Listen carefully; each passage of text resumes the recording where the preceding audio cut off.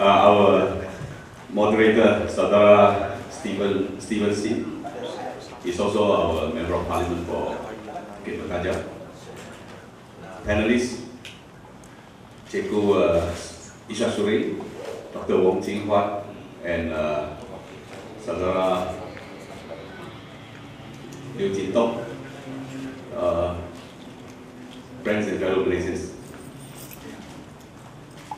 I wish to welcome you to this forum, despite a dark day afternoon and a public holiday.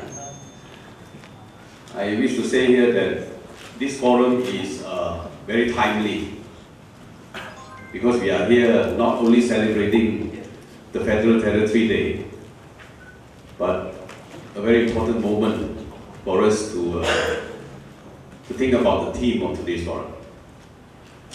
Wilayah Ku Ceria is the slogan for the Wilayah Day celebration this year.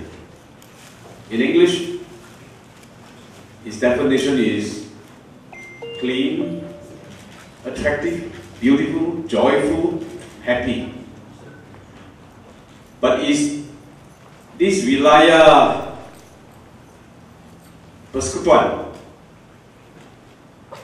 the federal capital of Malaysia, really a place of ceria? Since the inception of Kuala Lumpur being a federal territory on the 1st of February 1974, I think this place has never been a ceria place. In fact, we all agree that Kuala Lumpur has failed us. It has failed to achieve to be a glorious, progressive metropolitan, a world-class the government aspired to be. And of course, the reasons are mainly because the government that is administering Kuala Lumpur is not an elective one. It has failed to hire since 41 years ago the fundamental principle of good governance, competence, accountability, transparency. Failed to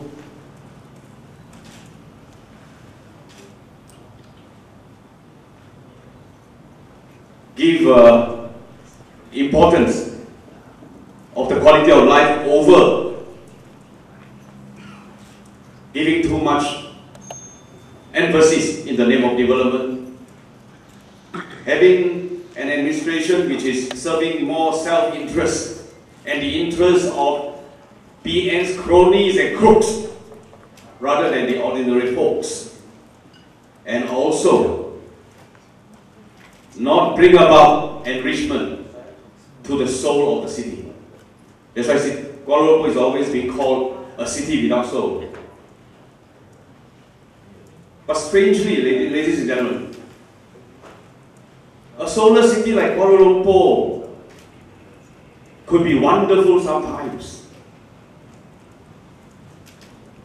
Because this year, last year, a few months ago, Kuala Lumpur was picked by the Seven Wonders Foundation as one of the 7 wonder cities in the world. The criteria used to name Kuala Lumpur as a wonder city remain a mystery. We do not know why, and we wonder why. Maybe this is why Kuala Lumpur a wonder city. Ladies and gentlemen, as you are well known to, Kuala Lumpur became the capital, federal capital, became the capital city of the Federation of Malaya when we achieved independence in 1957, and then Malaysia in 1963. In 1972, KL was accorded city status. In 1974, KL was removed from the jurisdiction of the Selangor state and became a federal territory after the federal government paying 30 billion ringgit to the state government of Selangor. So following this, as you are also aware for KL, that after the suspension of local government elections in 1965, 2nd of March, and then following the establishment of federal territory for KL, and also the subsequent enactment of the 1976 Local Government Act. Kuala Lumpur, the democracy and the human rights of Kuala Lumpur has taken a turn for the worse. A turn for the worse.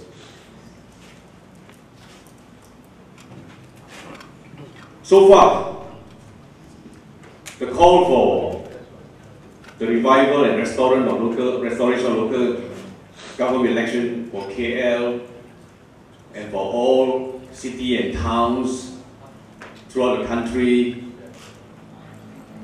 is vigorous and strong, and for KL to take lead and in the forefront of this revival is certainly a very crucial matter in reviving human rights and democracy, in giving a fair and good deal to the stakeholders everywhere, like we have in our surrounding neighbors, Bangkok, Manila and Jakarta, have their elected mayors and councils, City Hall for many years. And Malaysia, which aspired to be an advanced, a high-income country with advanced status in 2020, which is merely 5 years later, which of course cannot be realized, has failed in getting this basic grassroots democracy back to life. So far, the calls, the focus on the calls to make changes to the existing system of governance for Kuala Lumpur has been to reintroduce local government elections. But for today's forum, if you notice, it begs to differ. And not only it begs to differ in terms of it is actually advocating a complete set of substantial reform, not just restoring local government elections, but to make Kuala Lumpur a state instead. I think for many, this is amazing. For many, I think it's interesting to imagine how Kuala Lumpur, being a federal territory under the control of the federal government and administered by civil servants, can become another state, the 14th state of Malaysia, where there is a legislative assembly, state assembly, headed by a chief minister, comprising of a number of state assembly persons. Now this is a total transformation.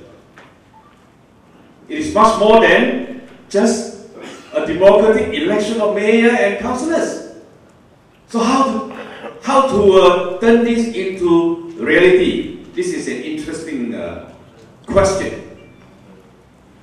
And whether, with the realization of of Kuala Lumpur becoming a state, will there be also a city hall serving the people of Kuala Lumpur, and its mayors and councillors are also elected by the people? In other words, are we actually returning not only the second votes in terms of state election, the rights of second vote to the people, but also returning the rights of the third votes to the people? The revival of local government election. Can it be done? Now, I like to cite a few possibilities. Firstly, on the physical side. Now, Kuala Lumpur was a part of Selangor before it was purchased by the federal government. Physically, Kuala Lumpur is the land that owned by federal government.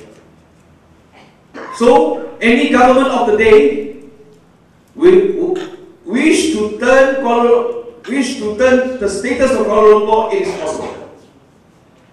With the following, with the relevant action taken like amending federal constitution and also a few other legislation. So it is physically okay and legally and technically possible. How legally possible? Of course, only if Pakatan Rakyat take over BN and occupies Putrajaya. Right. It's possible when the new Pakatan Rakyat government, having a more than two-thirds majority, without the forces of Barisan Nasional stopping us from doing so, by amending federal constitution, Article 1. Because Article 1 provides for the establishment of 13 states and 3 federal territories. And then Article 154, provision for a federal capital. And then Federal Capital Act 1960. Federal Capital Act is actually a consequential legislation of the Federal Constitution. Federal Capital Act. And then of course, with the repeal or thorough amendment of Local Government Act, all this is possible. All this is possible. Now, if you are to ask, how KL will continue to have a city hall? Is KL having enough population? Is KL sufficient to be served only by a state government? There have been other cities in the world like Canberra in Australia, where it is a separate state in Australia, while it is also the capital city of Australia. For Kuala Lumpur, we can have one city hall or even more than one city hall. Kuala Lumpur, according to a 2010 population census, our population was about 1.7 billion people. By now, should be around 2 million because of the high migration rate, rural-urban migration rate. Before Kuala Lumpur, I like to cite the example of Kuching. Kuching is a township where the local government area comprises about less than 340,000 people. But it has two city halls, Kuching North and Kuching South. In 2010, Kuching North is having a population of 165,000 people. Kuching South is slightly less, 159,000 people. Now, in the ranking of the biggest or most populous city in Malaysia, Kuching North, in terms of local government area, Kuching North is ranking is only 48. 48 most populous. Kuching South, 50. For your information, my colleague, Saudara Jintong's Kuala, don't ever think that it's a small town. Its population is 167 plus, more than that of Kuching North. So in Kuala Lumpur, we can have regional council, city council. We can split it up into, maybe, hypothetically, Kuala Lumpur South, Kuala Lumpur North, Kuala Lumpur Central. Why not? And these councils or these city halls are in charge of municipal services to the city people, city folks. Practical. And in terms of which place will replace Kuala Lumpur as the federal city, federal capital when it becomes a state, then the solution is, I propose Putrajaya. After all, Putrajaya has the administrative and judicial, most of the administrative and judicial function of Kuala Lumpur have been shifted to Putrajaya. So Kuala Lumpur can be made a federal city. So I think, I do not know whether our learned panelists would agree with my opinions, but I think with our political will, I'm sure we will be able to achieve this transformation not too far in the future. Opening remark is not supposedly long, but before I end my speech, I have a remark here to make also with regard to the recent controversy on the local government elections. And I'm very unhappy, just like most Malaysians.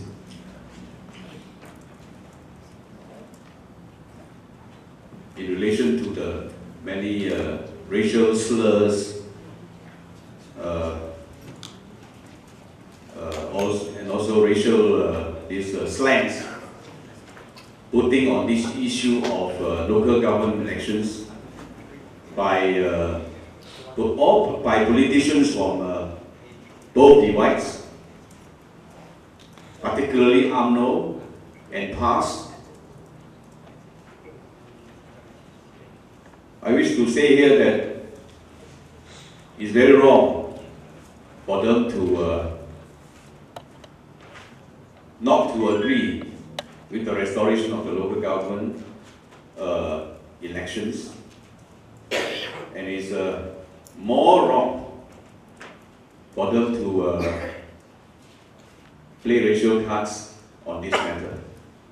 It is undeniably that for 50 years, the people of Malaysia have been getting a raw deal from their local councils and unelected councillors. It's time we reform this system. It's time we stop the rot. And it's time also all Malaysians who cherish democracy, human rights, fair play and good governance to join us in telling this racist politician that, listen to us, accountability is accountability to ratepayer. Local government election is simply accountability to rate players, comma, stupid, and tell them. So with this, I end my remarks. Thank you very much.